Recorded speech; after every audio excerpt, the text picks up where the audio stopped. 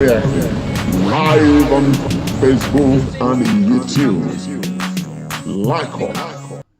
Headline news, novelties, innovation. Somewhere along the line, at least 2 decades ago, we dropped the ball. We dropped the ball in terms of community ownership of education. We dropped the ball in terms of demanding delivery, demanding standards, demanding quality. We took for granted that if you just enrolled a kid in school, that was it. We over-delegated as parents, and we're taking it back.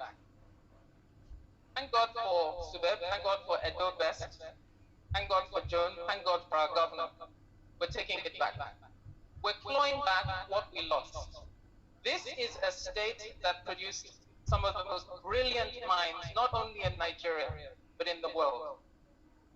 What happened? We over-delegated.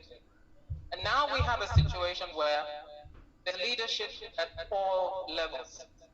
We have a governor and a chairperson who understand really well that this leadership at all levels has accountability for our children. So what this governor has done is improve schools, school premises, school buildings.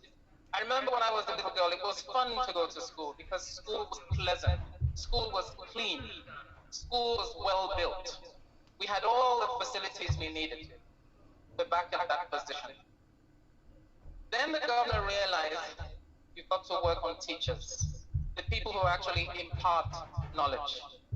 You know, generally speaking, when you're talking about education reform, you start from, the students, curriculum, maybe teachers as an afterthought.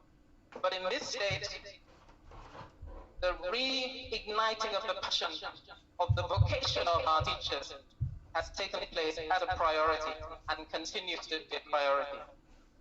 So the governor and the chairperson, the entire team that make up EdoBEST, have recognized and are investing in teacher development, teacher education, continuous learning. We've got beautiful premise for our children, but we've got parental ownership. We used to talk about parents, teachers, associations. Now we are cognizant of the needs and the capabilities of students. We probably should be talking about teacher, parents, and student association. I think we'll get. So what are the big things about what education demands of us today? What it could do for us going into the future? There are at least 3 things that are so important. So we know that the 3 R's will always be necessary. Reading, writing, and arithmetic, as we used to call them in those days.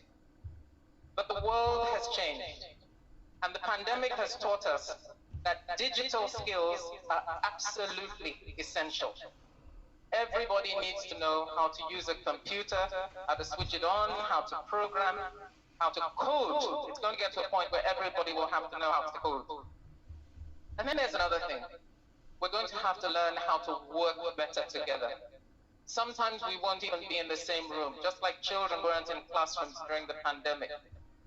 We're going to have to learn how to work across cultural differences, national differences, language differences, as well as possible. So the 3 R's are still important. We all know by now that digital skills are very important.